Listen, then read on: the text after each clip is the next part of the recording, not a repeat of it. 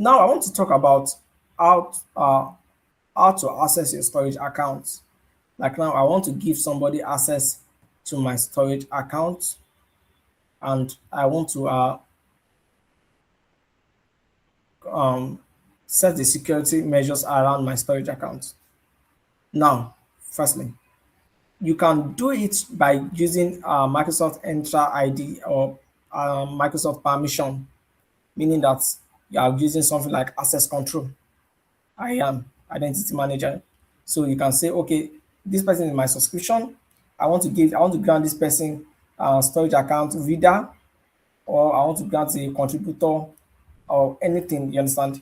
You can grant a person or group access to your storage account using IAM or my Active Directory purposes. So now I want to talk about people that are not in your tenant or registry and so on and so forth. Uh, and you want to grant them access to your storage account and you want to limit their access to some particular thing.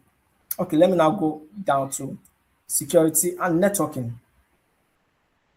Okay, so now for networking, I think I talked about that when I was talking about public access, should it be enabled for everybody? So these are all everything there. But you can come back here and say you want to edit these things. But I will kind of talk about this in our more advanced classes and so on and so forth.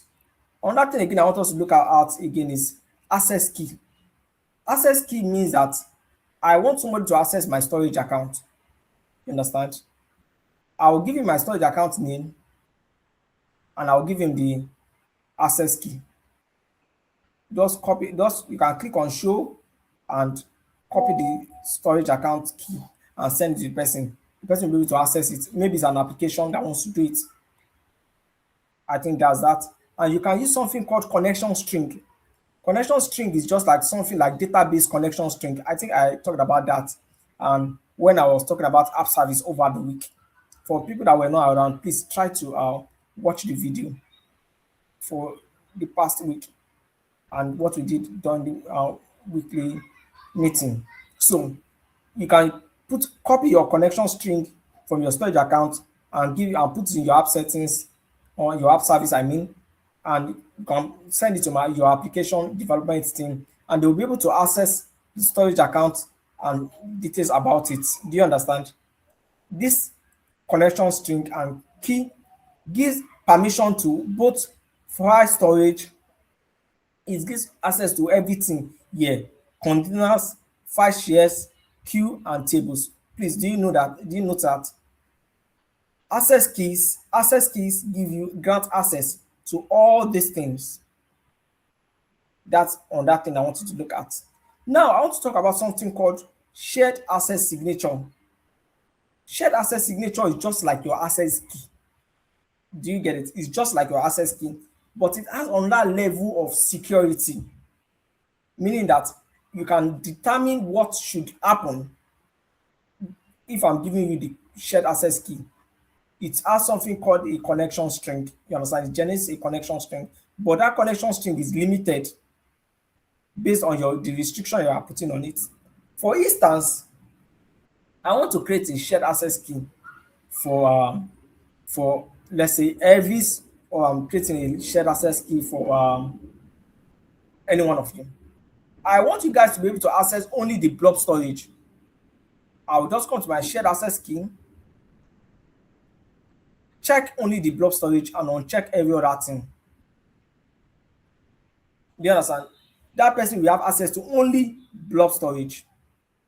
The allowed resources there in that blob storage and that the other person should access, I want him to access only containers. Do you get it? That means that person will be able to access my blob storage and the containers only. Now, what do you want the person to be able to do when the person access it?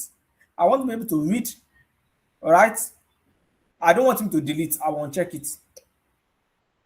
He can list, he can add, he can create, he can do immutable storage and permanent delete. I can uncheck this thing. I don't want this person to have access to these things. I just want him to have access to only read, write, list, add and create in my blob storage and containers majorly. Now, allowed blob storage index is read and write, that's good. Enables deletion or versioning, that's fine. No, I'm going to uncheck this also. Now, the date, when should that person start having the access? He should start having the access today by 5:55 p.m. Can you see it? And the access to stop tomorrow by 2 a.m. You understand? So now I can also, okay, let me give him access till uh next week Saturday. The person will have access from uh today 5:55 p.m. till next week Saturday. Let's say I'll say 8 p.m. Let me give the person to 8 p.m. next Saturday, 8 p.m. next week Saturday. So I've granted this person 7 days permission to my this thing, to my blob storage. I can now say, okay, which IP address must the person be coming from? I can leave it blank if I say I don't want to select IP address. But if I want the person to access it from any IP addresses, I will just leave it like that. But if there's a specific IP address the person must come from, I'll put that IP address there, and that's the access the person will have. After that, HTTPS or HTTP, just it's just a another security protocol that I can put in place. I would prefer to use an HTTPS secured connection. Now, default routing and so on and so forth. Now, after I've set all these security measures, you understand, I will now generate SAS token and connection string. Can you see it? Then I can now I can now take the storage account blob connection string, send it to the person and say, okay, if this person wants to access my storage account, the person can access it from this link. So the person will only have access for to my blob storage container. He can read, he can write, at least add and create. The person cannot delete. I removed delete from it. The person can read, write. Uh, person can the permission will start today by 5:55 p.m. and it's going to end by this particular time, and that's everything about it. Please, do you understand? So you have connection string and send it to the thing. So that's it. So that's how SAS token, they call it shared access signature, works. Now, the next thing again I want to talk about now is how to connect your file share to your storage account. I'm sorry, to your virtual machine. Now, to connect that, you open your virtual machine, you search for your remote desktop. I talked about this last week. I'm putting in the IP address, username, password.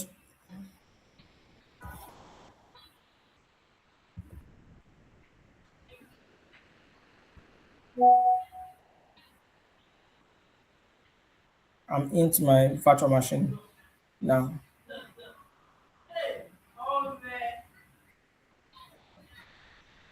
So hold on, please. It's loading.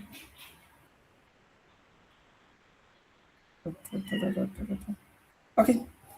So my virtual machine is up. Sorry, I don't know, maybe it's my network, but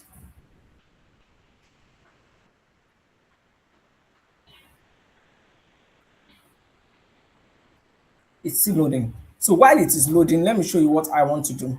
I want to connect my virtual machine to my file storage, meaning that I can be able to access my my files or my file storage in my virtual machine. So that's what I want to kind of show you how to do it. Okay, so let me bring this down. Bring this down. Okay, so this is my virtual machine now. I'm opening my file explorer in my virtual machine. So once that is it's opened now, I'm going back to my storage account. Go to my file shares.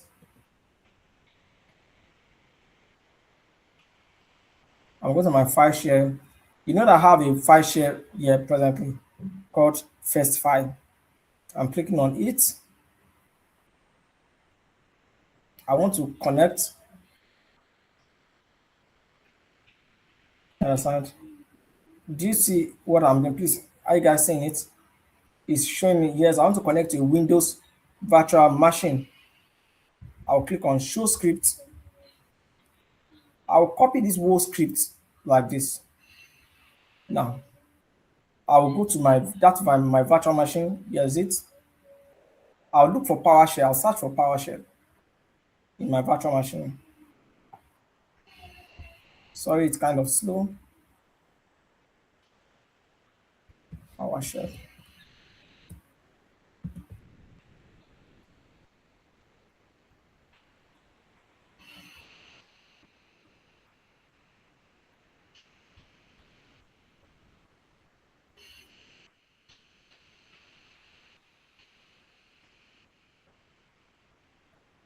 Apologies, it's kind of virtual machine is slow.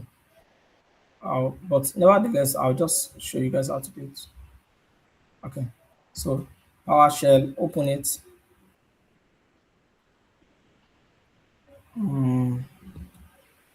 Okay, so my PowerShell is loading.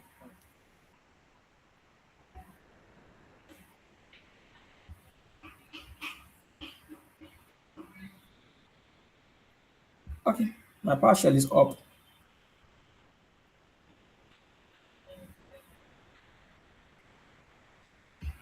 I'm going to paste that file. Everything that I have here, I'm going to paste it here. Can you see it? I will just press enter.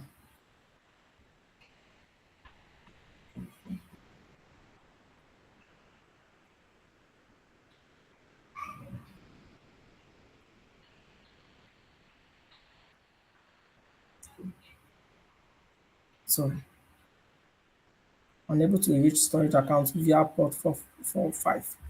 Okay, so let's do this thing.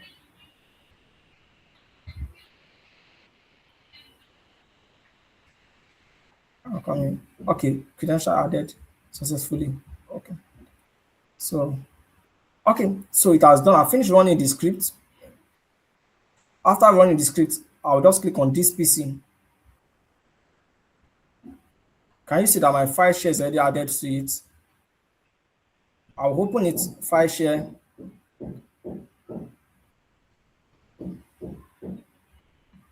You can see that file that I uploaded in my storage account. This file that I uploaded in the file share. You can see I can access it in the VM now. Can you guys see it? Now I can open the picture from here. So let me open the picture so you guys can see it.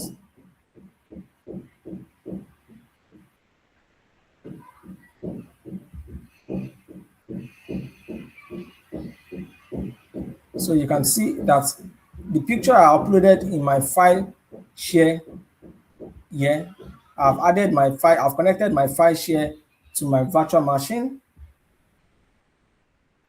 here, and I can be able to access the picture in it here. Can you guys see it? So that is how you connect your file share to your storage, your storage account or slash file share to your virtual machine. And you can do the same thing if you want to connect it to your personal system. You just copy the link, you just create a file share as I explained. You just create a file share, ensure you have a file share here. So after you have created that file share, you just add it, open the file share. Once the file share is opened, you click on connect. After that, show script, copy the script with this copy icon, copy the script, go to your virtual machine or go to your Windows system and run the script, and it's going to connect. Also, if you are using a Mac OS like Apple device, it has its own way of doing it also. Just come to this Mac OS, click on show script, copy the script and run it on your terminal there also. Same thing also goes for Linux devices also. Good. Thank you very much for the session.